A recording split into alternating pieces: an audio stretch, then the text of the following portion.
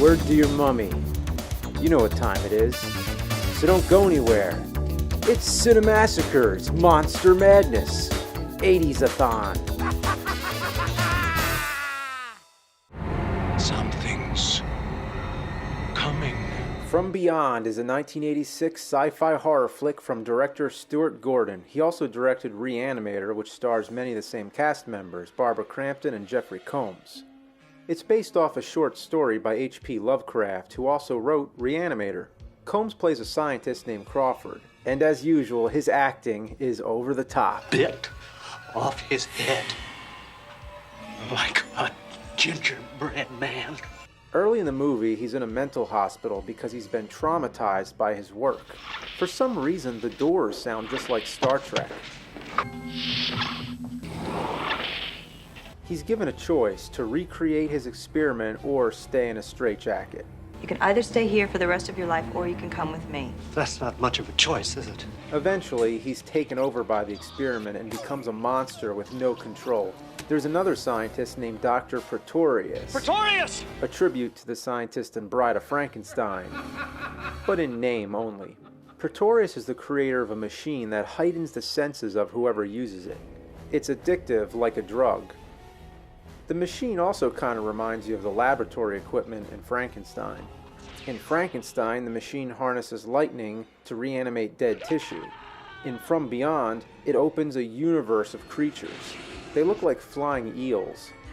And for some reason, Pretorius is in this universe and he becomes a monster. You know what? I really can't explain it. All I can say is the special effects are amazing. The Pretorius creature goes through all these changes. They could have just had him transform once, but no, he morphs into several different forms. They really went the extra mile, and each form is more nasty than the last. It's a monster lover's delight, and the whole idea with these creatures flying around is that we can't see them until our senses are enhanced by this resonator. Ken Foree is here, probably best known from Dawn of the Dead. He's an assistant who's trying to see what's going on, but now he just wants to get the hell out. I got a better idea. How about if we disappear out the door? Don't you understand? This is the greatest discovery since Van Leeuwenhoek first looked through a microscope and saw an amoeba. Yeah, but he wasn't down there with the amoeba. So they keep turning the machine off and on, and then another side effect from this machine is that it makes them horny. Well, how about the hard-on I got? Is there a statistical correlation for that, too? Then the machine goes out of control. It's running itself! They try to stop it and eventually put a time bomb on it. It's one of those movies where every second on the clock is like 10 seconds. You think they only have a few seconds left to live, but then they cut back to the clock and barely any time has passed. Well, I timed it. I had to. From the 32-second mark to the 1-second mark takes the movie exactly 1 minute and 25 seconds. There's some flaws and the plot is bizarre, but the special effects steal the show.